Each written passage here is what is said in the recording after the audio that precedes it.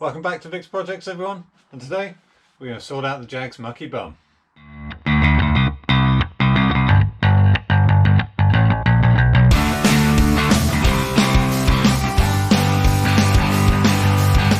So sorry everyone, it's been a while since the last video, but hey, you know, life gets in the way sometimes. So today we're going to sort out the rear axle on the Jag and also just give it a good clean up underneath around that area, coat of paint, you know, just to protect it all. So if you remember a few videos back, we sorted out a couple of oil leaks around there. We've actually found a few more. We'll go have a look at that in a sec. But also I noticed at the time that the rear diff has just got a lot of backlash in it. So that's the main reason for taking her out, as well as, well, you know, clean her up. However, the last time we had the Jag in the air, I actually managed to scrape it all up because of this countertop at the back. So we're just going to pull the car out a bit, get the jigsaw out, or get the circular saw out, make a few cuts in the bench, and then we can put the car back and actually jack it up without damaging the paint this time.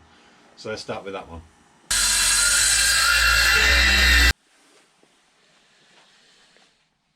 So now starts the big job of taking all of this off and apart. As you might be able to see here, there's a bit of fluid there that's run down to make these little drips. My floor is now covered in that. So these seals, that one and probably that guy as well, is on his way out, are going to have to be replaced. But before we can get to him, it's prop shaft out and exhaust out and everything else out. So let's crack on.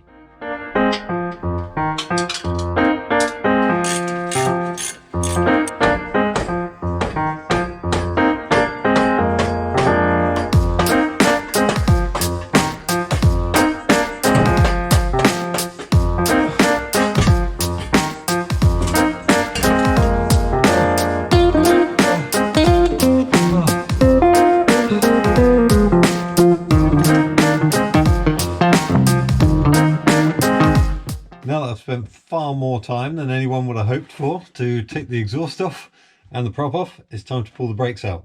So we've got the handbrake cable here and also this flex does the main brakes. So this goes up to a T-piece here, which then splits to do each side left and right of the rear wheels.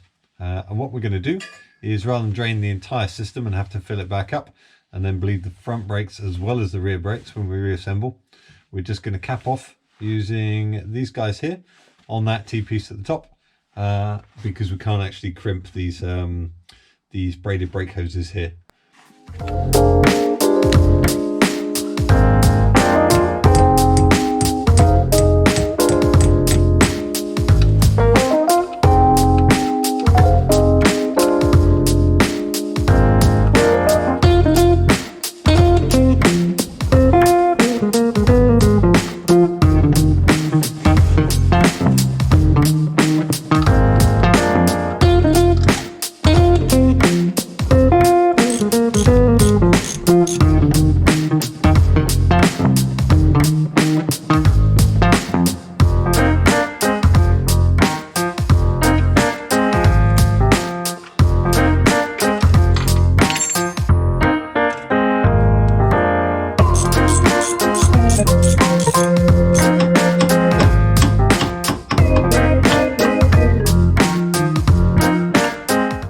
Okay, so I've got no idea how this thing comes off. I was hoping he was just going to pull out the top there, but no go. Anyway, we'll have a look at him when we get the diff out from under the car and on the bench, so we've got a bit more room to muck about. However, before we get too carried away and take any more out, we're just going to have a look at this shock. I'll show you what the problem is up top. So to get this big car in the little garage and still close the front door, we need to pull it back as far as we can, which means when we try and open the boot, we can't. And you never guess where the top of the shocks come through. That's right, in the boot. So before we get too carried away, I think ripping all of the back end out, we best put on the wheels, roll it forward, and then we can undo those two nuts, and then we can roll it back and put it back so we can actually close the door.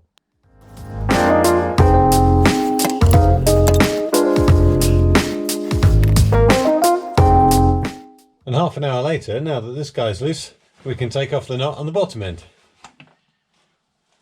Now with the shocks off, most people would be tempted just to drop this diff. So take off these rods, undo the loose springs, and drop the whole lot down. And that's why all these splash guards end up getting absolutely munched up like this. So we're going to do it properly, and we're going to take off the hobs first, and then we'll drop everything.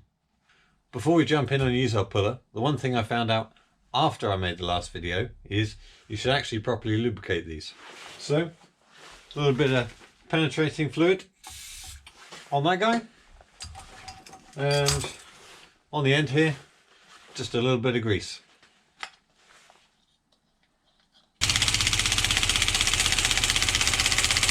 It's a good job I got a proper hub puller. Idiot.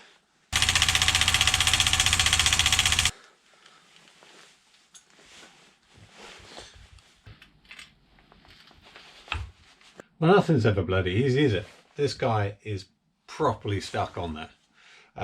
So we're back here for another day, another go at it. I've had a quick look on the internet to make sure I wasn't doing anything stupid, and it turns out that no, these are an absolute pig to get off. Everyone complains about this rubbish design from the 60s. So we're back with some more tools. We've got a bigger breaker bar. We've got a hammer to try and break the taper. The one thing we've forgotten that we were supposed to pick up on the way up here was my blowtorch. So we might have to go back for that one if we can't get any further here. So day 2, let's have another go.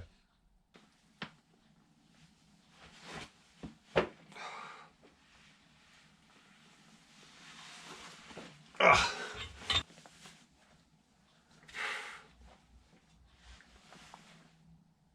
Ha.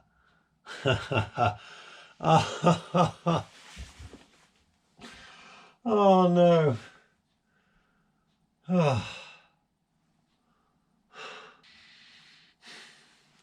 So we've only been here 5 minutes and we've already smashed the tool. I don't know if it's because earlier I tried winding this guy in a bit so that it would sit like that. I don't know if you can see the gap, not as big a gap as that. And then tried winding the nuts on there. So I don't know whether that asymmetry has killed that or whether this is just cheap Chinesian bollocks. Either way, gonna go need to get a new puller. So while we're away, we'll soak this guy in some penetrating fluid. I don't know whether it's going to do a damn bit of difference, but it's better than nothing, I guess. And yeah, we'll be back once we've spent a load of money on a new tool. So we're back for day 3 of trying to get this hub off. So I've gone out, got a new tool. Unfortunately it's the same as the last one because that was the only one I could get hold of. If we break this one, then we'll just have to go online and find an expensive one. But I think we should be all right. I think it was my own fault really that this tool got smashed. So what I was trying to do, these threads on here, I don't know if you can see that, are a lot finer pitch than these ones. So what I was trying to do was finer pitch and the leverage to actually try and pull this in and get a little bit more torque onto that central spline. Unfortunately, I think it's that which killed it. Hopefully these are all right actually when they're sitting nice and flat rather than trying to be too clever. So hopefully now this one's on pretty damn tight, so hopefully he's nice and flat against the hub. We've also made up this little guy here, so just put a hole. You'll probably recognize this, well, this bit here from one of the last videos that I made. I'll put some links up for that if you want to check that out. So this guy should help hold all that in so I can get proper leverage on here. We've also found the blowtorch. So today, day 3, we're going to throw everything we got at this bugger and hopefully we get it off. What I'm really not looking forward to though, fingers crossed we get it off today, is I've got to do it all again on the other bloody side. Okay, let's get onto it.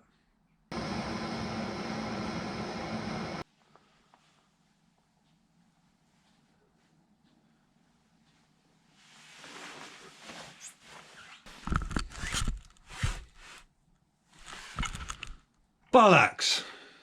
Okay, we're back here at day far too many to count now, but we've got a new 10-ton hydraulic hub put.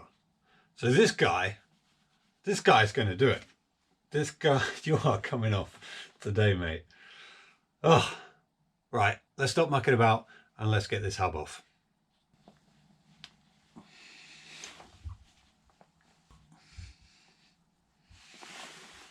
Oh, you...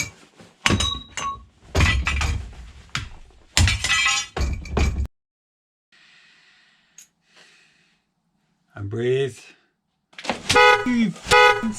And breathe. Why don't you come off, you bastard? Ah! It's all okay. Well, it's not okay, is it? This cheap piece of Chinesium crap has just shit itself. So this is the hydraulic element. Hydraulic fluid out that end. Hydraulic fluid out that end. Hydraulic fluid on the... Ah! Ah! We shan't be beaten. Okay, so clearly this hydraulic guy is a bit too complicated for its own good. Manufacturing defects, made of cheap crap, who knows. But thankfully in the kit we also get your good old standard bits of metal.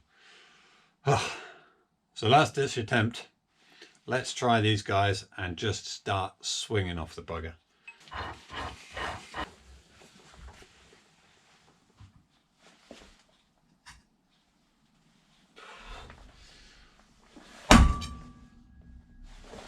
Yes! Oh! I hope the right thing went.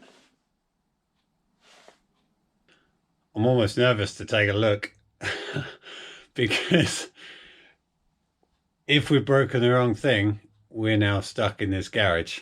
So fingers crossed the right thing went pop. Let's have a look.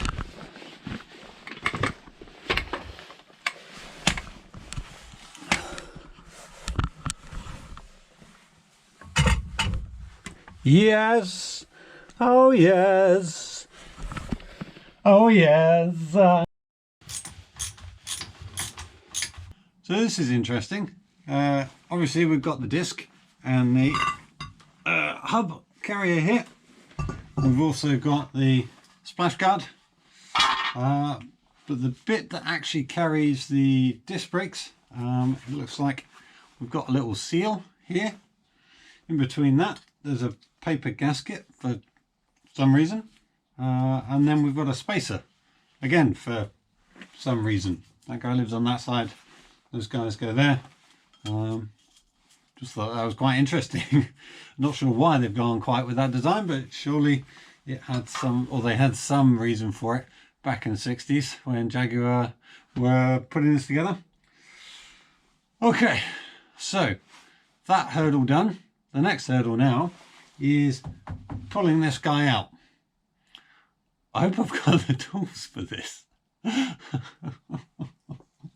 Our Haynes manual gives us two methods for removing this shaft. One, go out and buy a specialist tool. Two, well, it's in the Haynes manual, so it must be all right. Let's give it a go.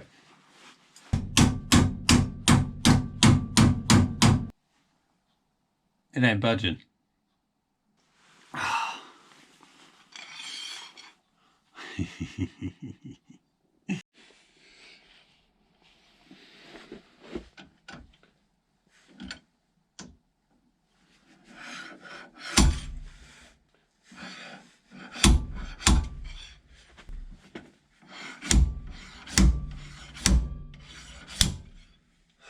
To the untrained eye, it may look like we've gone backwards, but it turns out this is the same thread as this guy.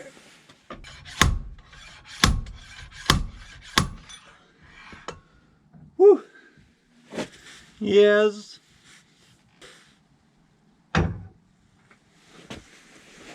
Woohoo!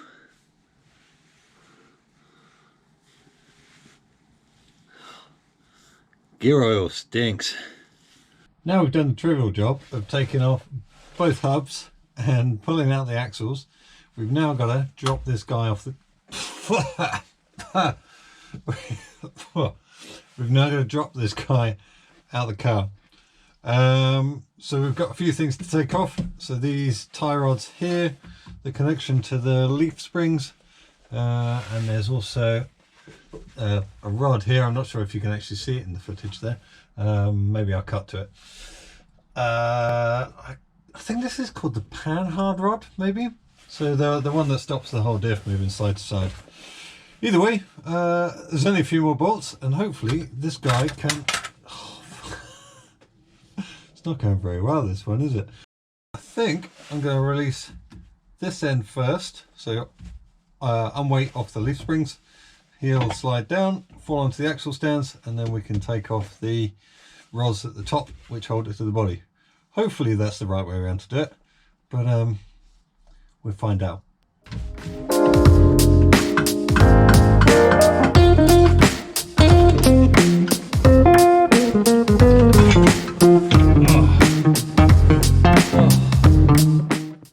You didn't want to be up there, did you? You wanted to be all the way down there. Oh, okay. Diff needs to be a little bit lower for the other side. Oh. Now it'd be very tempting just to try and drop this diff, but I think I'm going to get rid of the leaf springs first, give myself a bit more room to manoeuvre. So 2 more brackets to come off.